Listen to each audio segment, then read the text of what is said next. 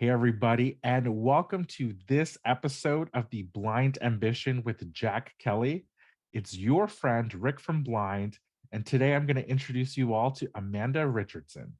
Amanda Richardson is the CEO of CoderPad. She's chief executive with extensive experience in product management and strategy, having helped scale multiple startups like Hotel Tonight, Prezi, Rabbit, and Snagajob to hundreds of millions of dollars in revenue. And for those of you who might be living under a rock, I imagine most of our audience is aware of CoderPad, but just in case I won't judge you, CoderPad is the leading software platform for evaluating technical talent.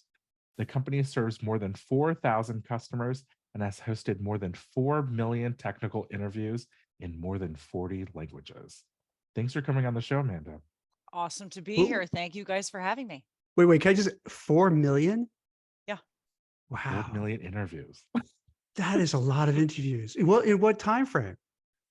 We It's 2013, yeah? started, 2013, 14. Yeah. Wow.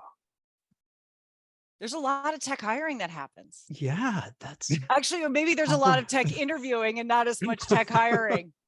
Well, you'll have to tell us, Amanda. Yeah.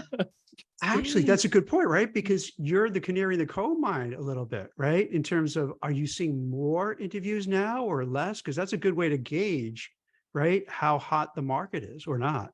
Yes. So it's late September 2023. We are definitely seeing an uptick. Probably the best information I have, not revealing anything necessarily forward looking, but when we look at usage, June to August is normally down, right? June, people are working. August, people are on vacation. That makes sense. It's usually off about 10 percentage points.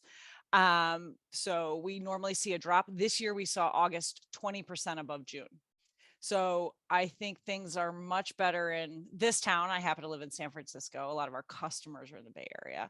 So there's definitely a trend up in terms of at least interviewing. And we're seeing a number of the bigger tech companies open roles, bring back engineering positions. I can't speak to other functions, but we see a lot of engineering and definitely on an upswing. I know we skipped ahead a little bit, but can you walk us through your career Sorry and about that, how Rick. you got to becoming the CEO of CoderPad? Oh, it's been a windy journey, but yes, we can do that. I'd love to. So I actually still aspire to be an astronaut. I started as a physics major in college. I wanted to be an astronaut and I failed out really hard. Definitely did not make it out of second year physics. And so ended up landing in finance, ended up then going to Wall Street like so many of the finance kids. From there, was told to go get my MBA and get an education. So I came out here to California, and that was really when I'd say my career in tech started. I realized as much, and I do think there's a lot of beneficial foundations to the consulting and banking jobs. I think there's a lot that I appreciate, particularly today as you enter boardroom conversations. There's a lot of foundation that comes from there. But being out here in California where people are actually doing things, not just making spreadsheets or slideshows about other people doing things, it was a very exciting and eye-opening time. So I fell into a biz dev job because that's really the only thing MBAs are qualified to do. And maybe that isn't even a real job. I don't know. But the CEO who ran a healthcare software company was kind enough to take me under his wing. And so I did partnerships and analysis for him. It was a big healthcare company called Eclipses at the time. It's since been acquired. And I would do these agreements and discussions with, build by partner, what markets are we going to, what products are we going to do? And we'd go to these meetings and nothing would get done by the product engineering team. And I was like, what is going on? These people suck. They are so slow. And of course, the CTO pulled me aside one day. He was like, well, if you think you're so good at it, why don't you come and try yourself? And that's how I fell into product management. And that's when I realized that the people who make the slides have no idea what they're talking about, particularly the MBAs and biz dev. So from there, I started a career in product. I moved over to the consumer side after that for a company named Snagajob. that was an interesting ride. And then went to a company named Prezi. At Prezi, I really enjoyed the team and I love the product. For those who don't remember, that was a software product. I think the big lesson learned for me at Prezi was a lot of SaaS fundamentals, but I was traveling to Europe every month. And that was just a killer. I love the product, but we really had a hard time pivoting the team towards the market and towards where our users were. And then going back and forth to Europe, as most of the team was based in Europe, was so hard. And so I had met the CEO of Hotel Tonight. Well, I mean, truth be told, I like kind of stalked him and said, you have to meet me. I sat down with him and I was like, you need me to run product. And he was like, we are 30 people. I don't need anyone like you. But I stayed in touch and I kept nagging him. And then eventually he called me and he said, hey, look, I think we might need product help. And I moved over to the Hotel Tonight team early on, which I loved. You know, Hotel Tonight brought together travel, which is a passion of mine, consumer.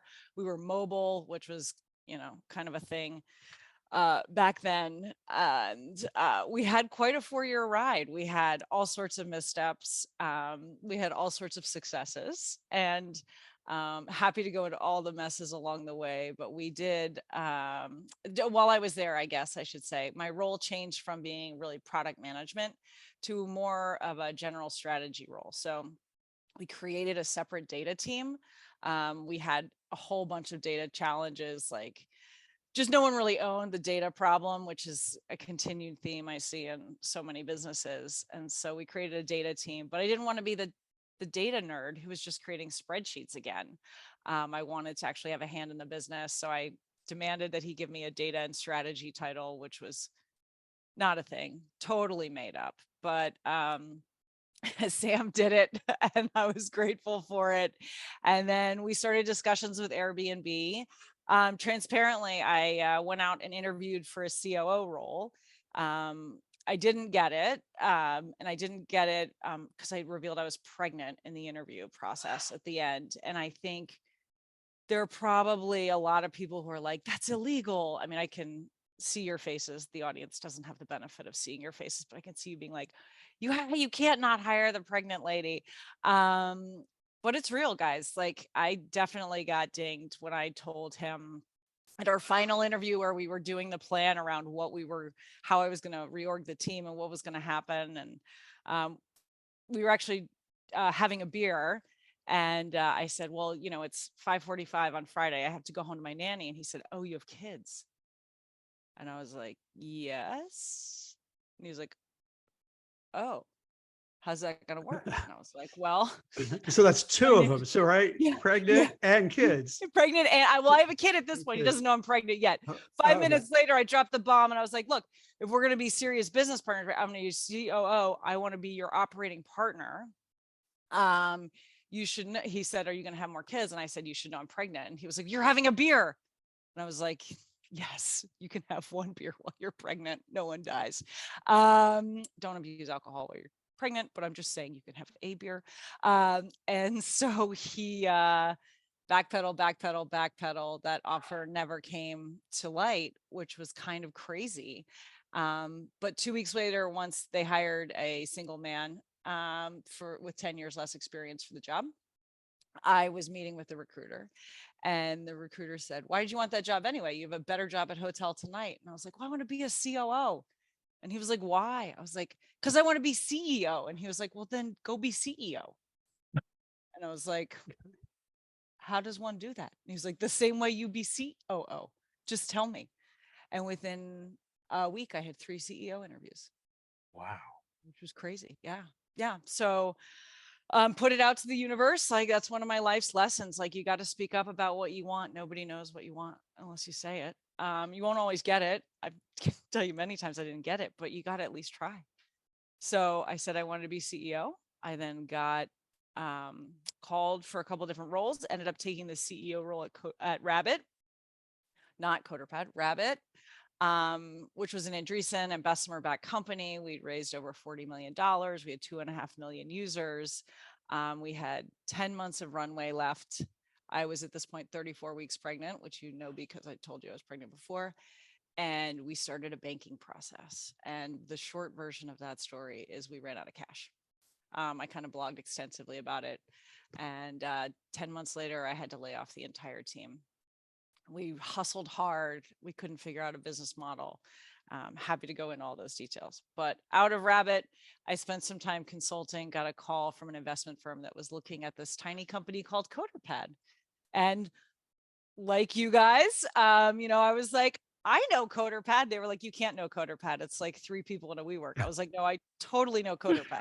And what do you mean it's 3 people in a WeWork? That's crazy. And sure enough, it was 3 people in a WeWork. So that was almost 4 years ago.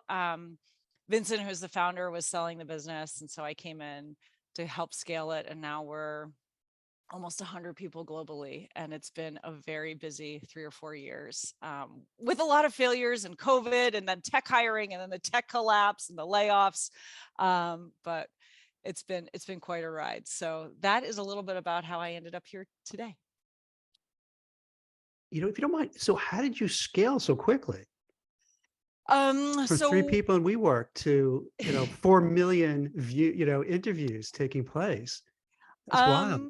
It's been wild.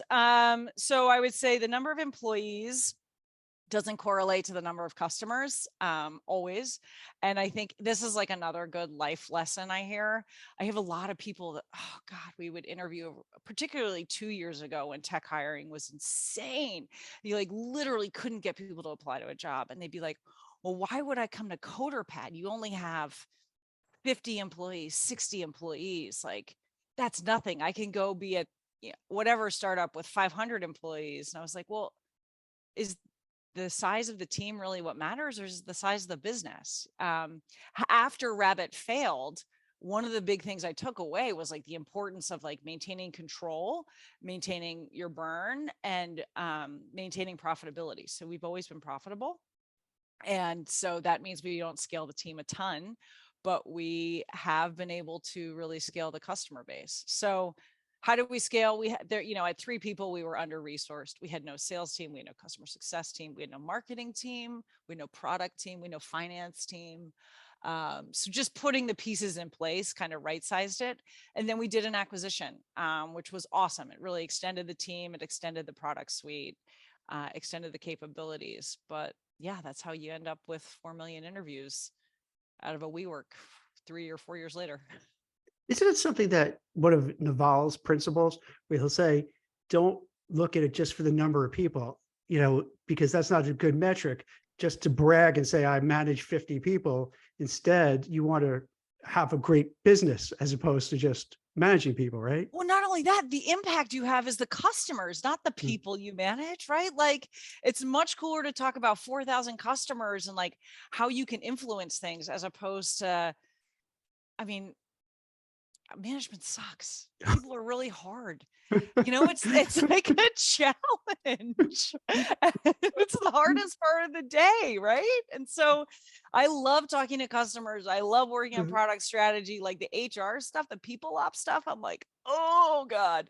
But yeah, I think so many people look at, how's your company doing is answered in employee count as opposed to metrics that matter. And this town has had a hard life lesson on that over the past year or two around, what matters? Revenue matters. Making money matters. Having customers matters. It's really important. What a surprise. I wouldn't have ever known. But I'm telling you, 2 years ago, people looked, I can name 5 people who wouldn't work for me because we weren't scaling our employees fast enough. They're like, you're not growing. I was like, this doesn't correlate to my revenue growth. But wasn't that the whole big problem, right? Because you just kept hiring to build these fiefdoms within the company to just stroke your ego and how important you are, but you're not being profitable. You just have more bodies, right? It was like, well, and it's like every solution was to throw more people at it, and as opposed to efficiency, which, and a lot of CEOs, Zuck on down, have gotten crap for like the year of efficiency, but there's a lot of waste happening, a lot of big teams, a lot of jobs that existed. I'm like, that person is like managing someone else's problems. Like, what are we doing? But I think the shakeout's real. And as we just said, like it's coming back for sure. There's better tech hiring, but it's been a year and a half of correction out here. Now, I'm curious because I've never had the opportunity to interview a CEO that's so candid in how they got their role. So you literally went to a recruiter and their advice was, well, just go be a CEO. So, I mean, my lesson from that kind of anecdote is there's no typical career path to becoming a C-suite executive, certainly a CEO. Can we like dig deeper there? Me too. Yeah. I mean, I guess I knew as a young, I knew in business school, once I realized like people actually ran companies, I was like, I really want to be a CEO. And I have friends who say, I remember meeting you in school and you were like, I'm going to be a CEO. And we're so glad it finally happened. But I had no idea how to get there.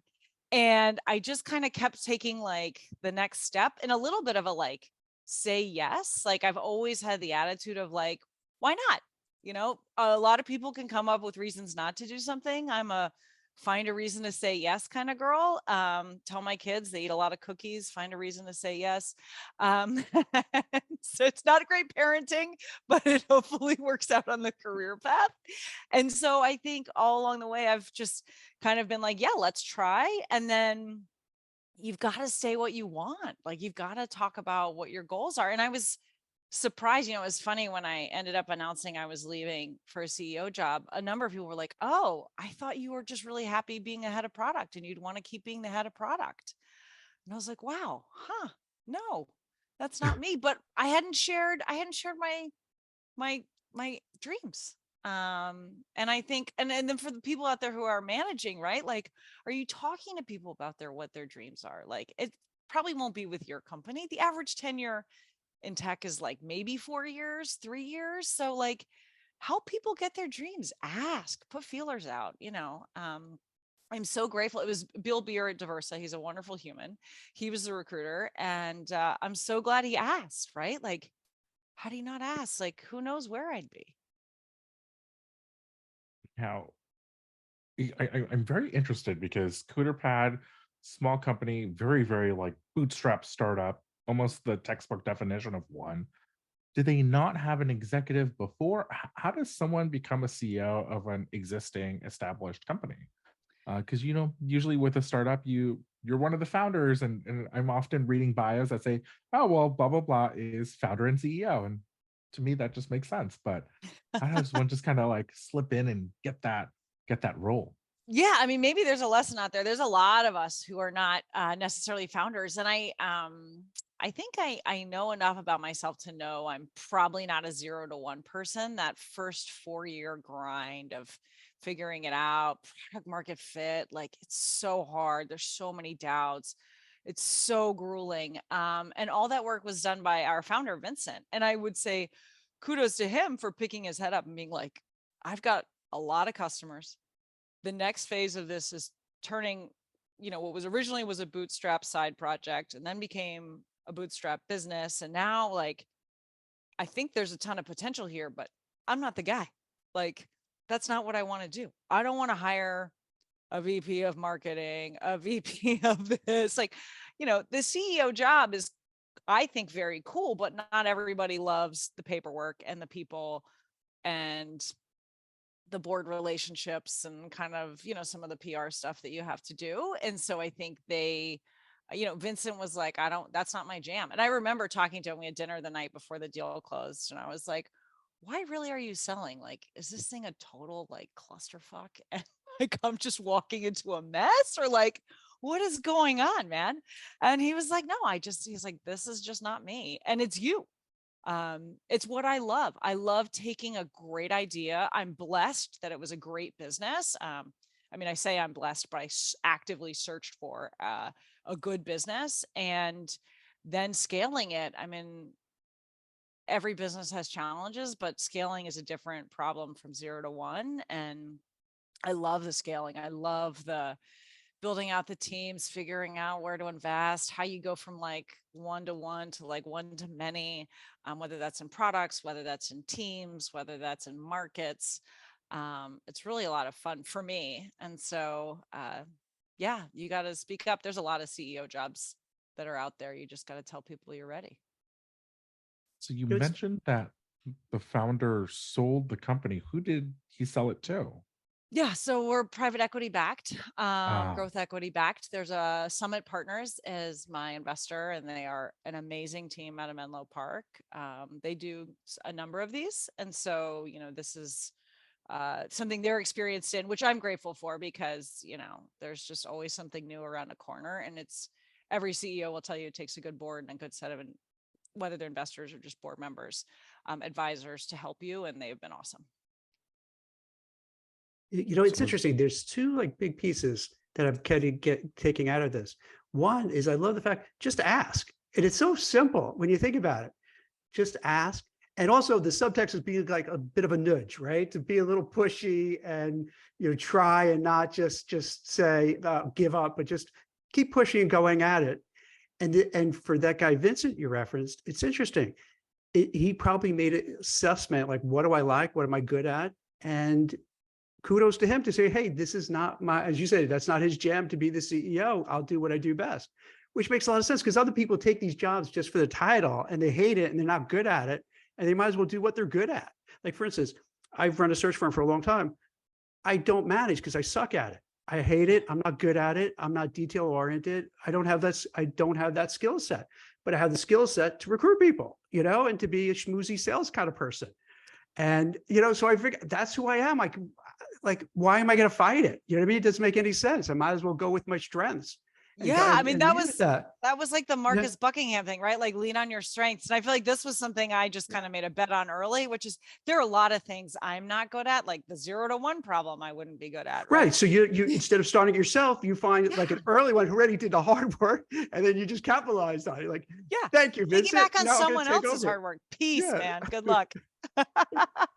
No, but I think that's right. Like you have to know like what you're good at and do the soul searching of like where you actually get your energy. And I think that's really hard in a career, right? Like particularly when you're like 20 and 30, you're like looking around and like this person has this superpower and this person has this superpower and you think you have to have everything and like you get your performance review and it's like you're not good at, I mean, my performance reviews all the time. This will not surprise you. My performance, every review I've had was you're not buttoned up enough.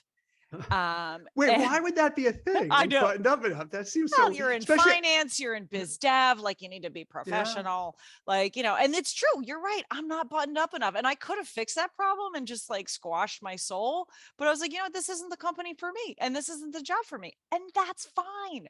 Like you got to get out of that. I think That's has so, been my answer as opposed to like, oh, I'm going to fit into your little, box and then just kind of like squash my soul.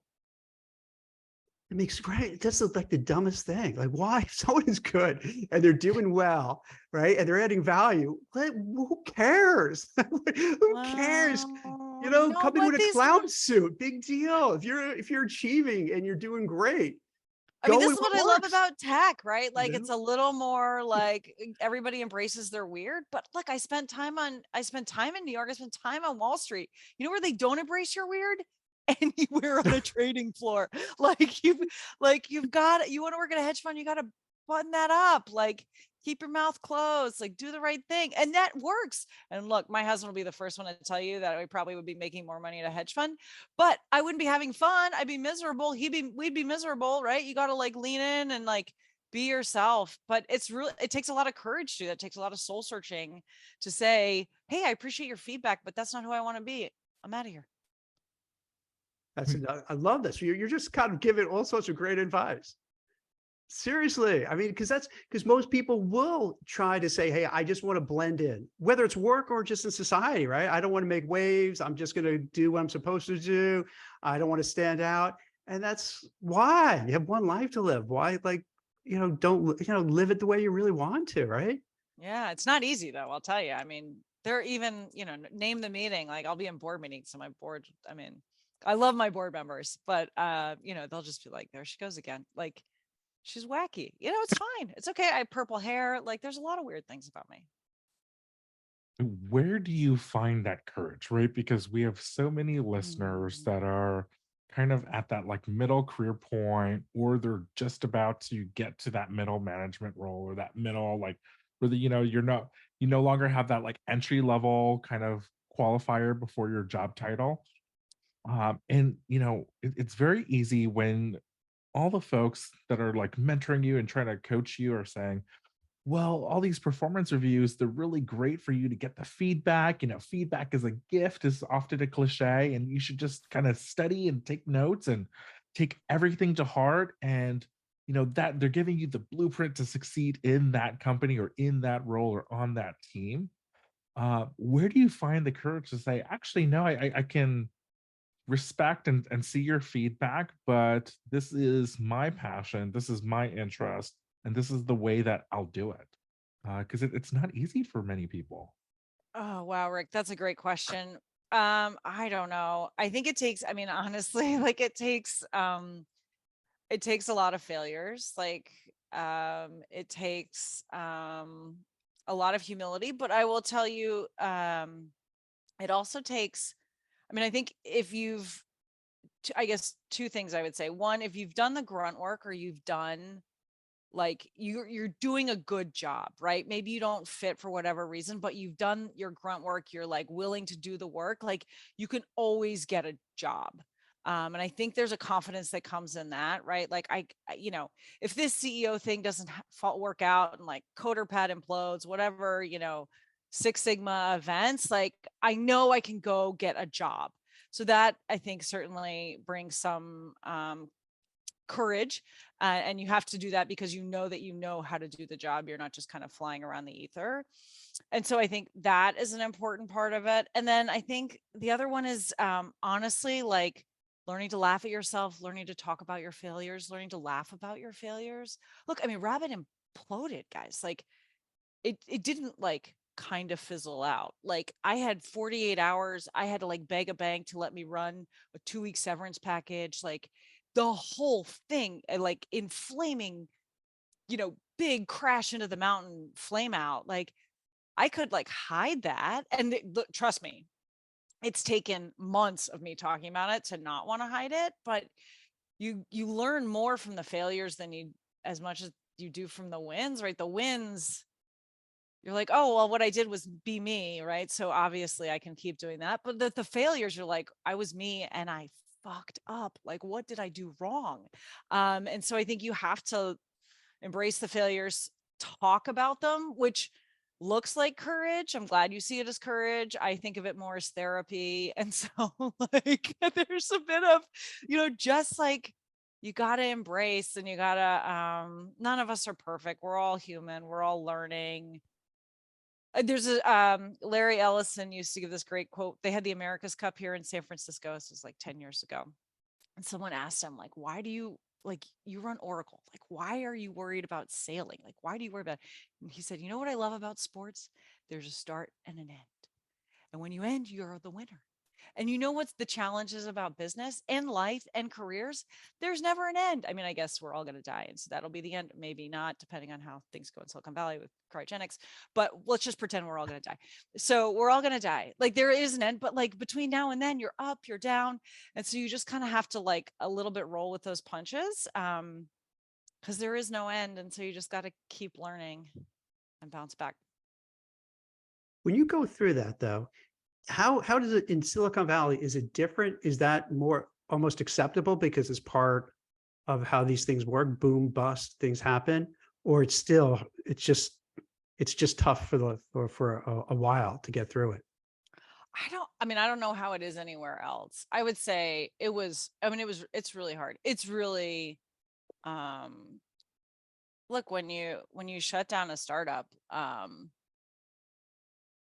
a lot of people aren't around. You go IPO and everybody wants to stand on the podium with you. When you shut down, it's kind of lonely. No one really wants to talk to you. And I get that. And it's maybe this town is more generous with that because we do embrace risk. We take a lot of failures and we see that as part of the learning process. And I certainly will be one to amplify, like, this is part of my learning process. Here's why you want to hire me. Here are all the mistakes I made somewhere else that I've learned from. So I think you do have to do that, but I have no idea if this town is better at it or worse than it. But I will say a lot of people were like, you can have one failed CEO job, but you can't have two. So choose your next job wisely. Yeah. Was it like you get one mulligan? Is that it? Like one mulligan and that's it? And yeah, I mean, one time maybe you can blame Yeah. the market. Two times you have to blame the CEO. This might sound weird, but is there something to it that if you put yourself out of the equation, just like, someone runs something, it doesn't work, it blows up. But then it makes you think, differently moving forward, which actually might be very good if they want somebody to hire because they've been through the fire and they know what it's like and they know how to deal with it, as opposed to somebody who's always, had it going well, never have faced a lot of adversity, didn't go through really terrible times. And then their ego gets in the way and they do crazy stuff because they just feel everything always works. And then it blows up. Does it, So you're saying you're good at recruiting? No, you're really good at the sales recruiting thing. you think that's it? That there's I for sure. I mean, I think that's true. Like, I Yeah. think, the successful people have no way to decouple them from the market, from the industry, right? Like CoderPad, as an example, right? We are very susceptible to the market. We're hiring, right? So we're more extreme based on what's going on in the macro economy.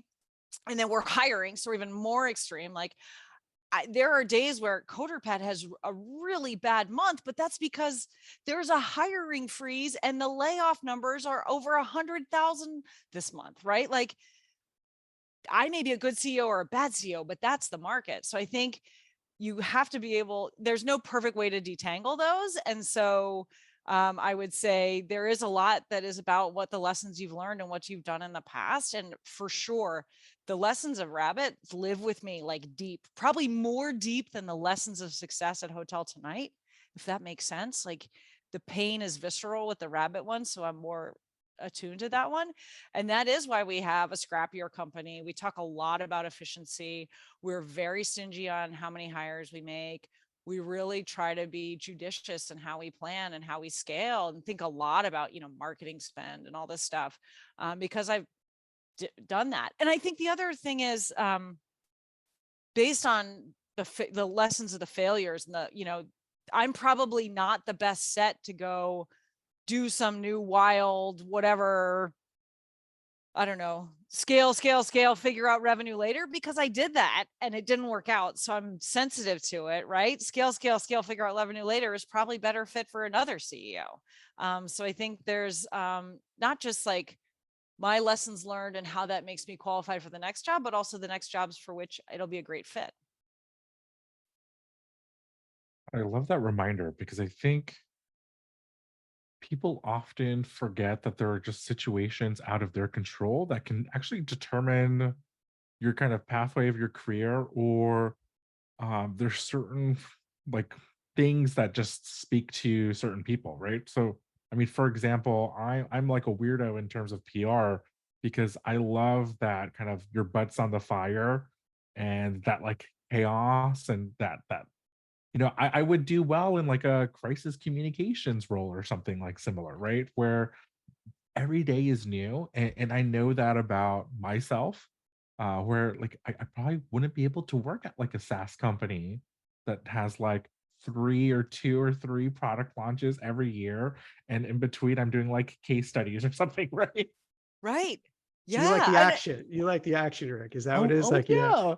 Yeah. And it took me like many years to kind of get to this point, right? Because there were along the way, there were people that, they thought they had my best interest in heart. They were trying to tell me like, oh, well, um, you like that because you're young, or oh, you wouldn't like doing it every single day, or like keep an open eye, like never close any doors in comms and PR, and that kind of like generic advice that you often give someone else. But I love that like kind of introspection to realize like what are my skill sets, what are my strengths, what do I actually like doing, and then really kind of quizzing the companies to find opportunities that are more of a fit, right? Rather than using kind of more simple or superficial things like company size or series of their last fundraising, or or even like who your manager is, right? Yeah. I've seen so many people say Company like, culture. right. And what does What that matters to mean? me is the company culture. No, I mean, I talk to people obviously who are job hunting all the time. That is what All we the do. time. But there's also, certain people who reach out and like, I'm looking for a job. And I'm like, okay, what are you interested in? They're like, software series A, B, C, or D with happy people and my manager, right? And you're like, I have nothing to do with that. But the ones who are successful and who I think I'm more able to help are the ones who are just really specific about what they want, right? I really want to work in consumer tech Right. at, solving this problem or look in this area. And I'll be like, I don't know exactly that person, but if you pivot like 5 degrees to the right, I know that person, right? And that is such a better way to find a job and to do the job hunt than to say like, oh, I just want to work for a great company that's growing. Okay, well, what pet food? Where are we? So I think my advice to those job hunting or thinking about job hunting, or by the way, always be job hunting. So when you're looking for your next informational interview, be really specific about what you want. Even if it doesn't end up being a perfect match, at least you've given the person a very tangible view of what they're looking for. It's so interesting you're talking about it because I notice on LinkedIn where when you see all these layoffs and downsizings, you see those banners pop up, the green banners, open to work. And that's cool, but they don't say anything. It's just like open to work so that if you want, let's say as a recruiter or anybody who wants to help them, like, well, how can I help you? Because you're not saying what type of job you want, what kind of career you want, what kind of compensation you want, what kind of title you want, what industry. So then instead of people helping you, they get kind of annoyed, like, all right, so I got to do the homework and now check out your bio and figure out who you are, what you do to help you instead of you helping yourself. Well, Which I is mean, the truth of the matter is like right. no one, I mean, yeah, I don't know if we get annoyed or we just like, great. I have nothing to, I don't know. What am I I don't supposed know. to do with Good this luck. information? Yeah. Yeah. What am I supposed to do with this? That's right. But I mean, I think the people who are like, hey, look, I just got laid off, but Yeah. I want to be, a sales engineer selling whatever. I'm like, oh, I don't know a sales engineer role, but I know an AE role, or I know a CSM role, or I know an actual engineering role. Like there's a lot of ways you can pivot from something much more tangible and crisp and, bring it full circle, right? How did I get the CEO job? Because I said I wanted to be CEO.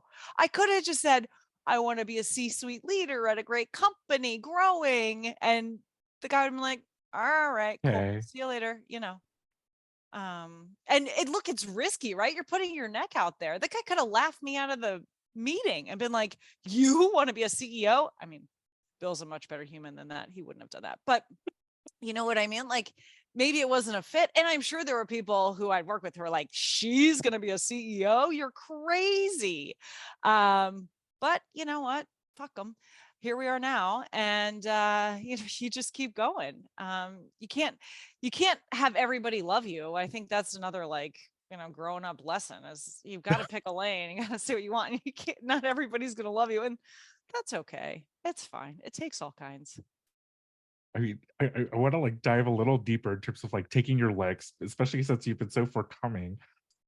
Can we walk through the lessons learned at Rabbit, like what it was like to turn down that startup and how you kind of were able to pivot and land that second CEO job, especially when you mentioned that the stakes were kind of high, right? In terms of, okay, well, I quote unquote messed up once, you can't quote unquote mess up again. Yeah. So you needed to be her PR person at that time. You would just change it all around, right? And my recruiter. Right. Would have made all the difference. Rabbit was a tough lesson. So it was a fabulous product, great team. Philippe Clavel, who was the CTO, had done an awesome job. And the product was around like paired streaming, like watching TV together. If you've ever had the problem where you and your partner, friend, whatever, are trying to watch the same Netflix show or whatever, and you're like, ready, go, because you're like bi-coastal or whatever, and you don't want to like, you don't want someone to see the axe murderer before the other one does, or whatever it is. Like that was the problem we solved, single stream relay. And so very cool technology. We had millions of users who used it to watch sporting events and movies and like long distance relationships. And it was kind of a wonderful, awesome product. The problem was we didn't have the rights to the content. So when you try to monetize someone else's content, the media companies don't really like that. So that cut off a bunch of angles to monetization and generating revenue. And so what started as like, we'll improve the product and drive more use quickly became like, well, when we do that, how are we actually going to make money? And so we started having all these conversations with different media companies who were maybe slower to adopt technology is the right way to say it. What? And yeah, I know it's surprising. And so on one hand, you had like the fast media companies where Netflix was like, we can build that in 10 minutes. And then you had like the other media companies. I had one very old line, shall remain anonymous, CEO of a publicly traded media company. We met with him. We were like, let's do a partnership. We could bring your stuff online. And he looked at me and he goes, you're stealing my content and you can only come up with 3 million users. And I was like, oh, ouch, man. Gosh. Ouch. Yikes. So you're saying no. That's when I Yeah, I thought you would just say, oh, so when do we start? yeah, exactly. Of course, you want 3 million more? This is great. It's like price is 0 and you can only come up with 3 million. So anyway, we started doing these media conversations and then learning about different types of content it could work with. And we had, you know, kind of the sketched out terms, and we're waiting for a term sheet for a partnership. And so this was, I think, early May, and, you know, we were cash out at the end of May, and we'd been working on this for a while. And so, you know, the CEO was like, oh, I'll send you the terms on Friday. Friday came and went. Saturday came and went. I'm calling our banker being like, oh my God, where is it? And he's like, oh, I'll text him. And so then Monday afternoon, the guy sent me an email. He didn't even call. He was like, we're out. We're not doing the deal. And I texted my CFO and I was like, we need to go for a walk. I heard from them. And he was like, uh-oh, coming. And so we went for a walk around the neighborhood. I think we walked for 2.5 hours. And I was like, dude, we didn't get the cash. It's done. And it was Monday. We were running payroll on Wednesday, and we had enough money left for one more payroll run. And so we had some venture debt. So I called our bankers and I said, we're done. All options are out. You own the company. I would like to run payroll to give the team 2 weeks severance. And I actually had to fight them. They were like, no, it's our cash. Why would we do that? Right. And I was like, come on, man, you have a heart. Yeah, do the right thing. Yeah.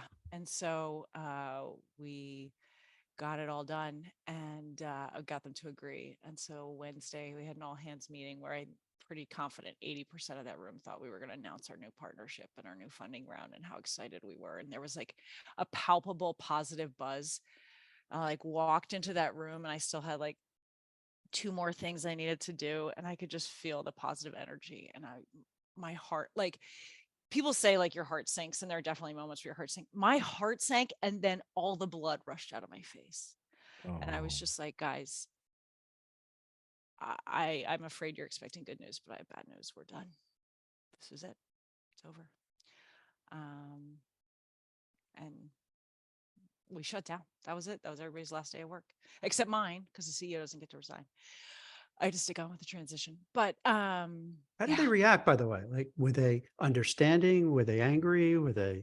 It's a mix, and it's a fully appropriate mix. I mean, it's hard, right? And it's everybody's livelihood. I mean, I'm the primary breadwinner in my family, and so I knew what the impact was on my family, and I know that many of them had partners who didn't work. They had children. Like, one woman was pregnant. Like, oh, like this wasn't how any of us wanted it to go, and it was so hard.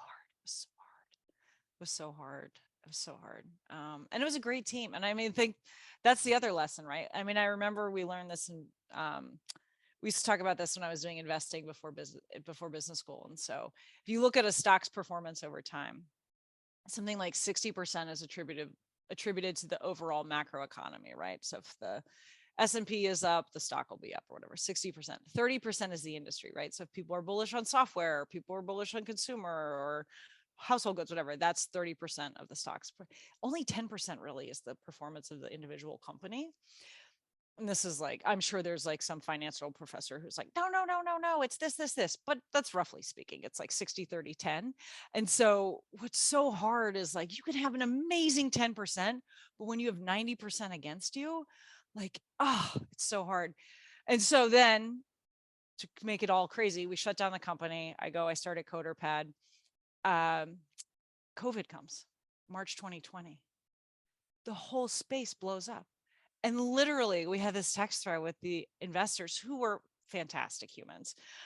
Jeremy Levine out of Bessemer did the deal at Rabbit, was an amazing partner through the whole thing. And all we could do is text in April 2020 and be like, we would be killing it. We could sell this business for $500 million right now. Because it goes back, like, it's the economy, it's the market, right? Everybody's trapped at home. Everybody wants to watch TV together. If only there was a way to watch shows with friends. 9 months too late. Global pandemic. That should have been in my investor pitch. That's how we're going to solve this problem. Global pandemic. But you had a similar experience with CoderPad, I imagine. Did you get like almost like, not to poke too much fun at you, but did you almost get like a little PTSD when all these startups and companies started announcing mass layoffs? And then when it started becoming 1,000, 2,000, 10% became 25%, 30% of companies. Yes. I mean, yeah, PTSD, and my husband being like, what again? And remember, you can't fail a CEO job twice, right? Right. No, so it was March 2020, right? And so first 6 weeks, everything's fine. And then everybody, the economy's collapsing, right? We have no idea what's happening. So everybody's like, I remember Airbnb laid off something like 25% of their people. And I was just like, oh my God, here it comes. Here it comes. And they went to zero revenue. There's so many companies that went to zero revenue for So for a minute, were you happy then that it didn't work with Airbnb at that time? because they would have laid me off anyway. Right. Did you kind of in the back of you speak to your husband, go, maybe it wasn't so bad? Well, there was a moment where I was like, God, I'm really glad we're not still running Hotel Tonight, because that would be tough. Like Airbnb is a much bigger business. It's got a lot more, a lot less volatility in it. But yeah, so then everything imploded, and there were some dark days. But I was also glad that we were a team of, at that point, 10 maybe. Wow. 3 to 10. And I was so glad to be in a small company. But then everything whiplashed the other way, right? And then you didn't have enough people, and you couldn't do things fast enough. And Facebook and everybody's hiring tens of thousands of people. And we saw that on the other side. 21, 22 was insane. And then that's a little bit of why when this next round of layoffs came, and layoffs.fyi was trending, and we'd pull up the layoffs in mid 22 to maybe even present day. And you look at layoffs and you're like, all right, well, we've been here before. But yeah, it's been a wild 3 or 4 years to be running a company. I mean, it's always wild to run companies, but like there's been a lot of ups and downs over the past couple of years. Keeps it exciting. I appreciate that perspective, right? Because I think very few people would have that same perspective if they were in your shoes, right? The whiplash and almost this feeling of things are out of your control, right? Especially when you break down the numbers like 60, 30, 10. Oh my gosh, how devastating, right? When all the things that you can control, 90% are kind of up in the air or a big question mark. I know, but like that's why you got to be humble about the whole thing, right? Like, I'm dating myself. There's this great skier named Johnny Mosley. I don't know if you guys remember him. I don't know. Downhill skiing used to be a thing. Freestyle skiing started in the 90s. If you're a skier, you're like moguls, jump, flip. Johnny Mosley's like a hero. And so he gives this presentation and this speech that talks about founding freestyle skiing. And so you're bouncing down the hill and you're like falling and crazy. And he talks about, and when they first started figuring out how to score skiing, they would, not downhill, but freestyle, they would say a fall is not a fall unless you come to a stop. If you don't come to a stop, it's a recovery. And great recoveries can score higher than a run without a fall. Wow. And I think that is a great lesson, right? Like great recoveries. I mean, that's ultimately what we're all doing. We're all in a series of great recoveries, unless you're not trying very hard, in which case you're on the bunny hill going slowly. Your choice. That's cool. But I'm over on the moguls, bouncing around, trying to flip, maybe flipping because I wanted to, maybe flipping because someone flipped me. But like, you got to just, it's all about the recovery. And so, Johnny Mosley's a great speaker guy. But I just think about that all the time as I'm like, here we go again, another dip, another bounce, another customer, another trend. But you got to love the bounce and you got to love the ride. It's never ending. If you think about it, we had what? .com boom and bust, 9/11, financial crisis, Yeah. COVID. I mean, there's just, and then a number of in between stuff. So it just never ends. It's always something. Yeah, Yeah, that's why always. And Larry you just, Ellison goes sports, because at least there's a finish line.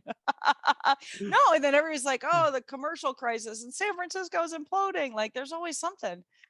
Just got to keep going. I really appreciate that lesson. Just got to keep going. I think that is something that more professionals can take to heart. And coupled with your advice of just putting it out there in the world, being honest in terms of what you want and really trying to go after it. I really appreciate you coming on the show, Amanda, and sharing. I'm honored to be here. It was thank you so much. super wonderful. I enjoyed it. Thank you so much.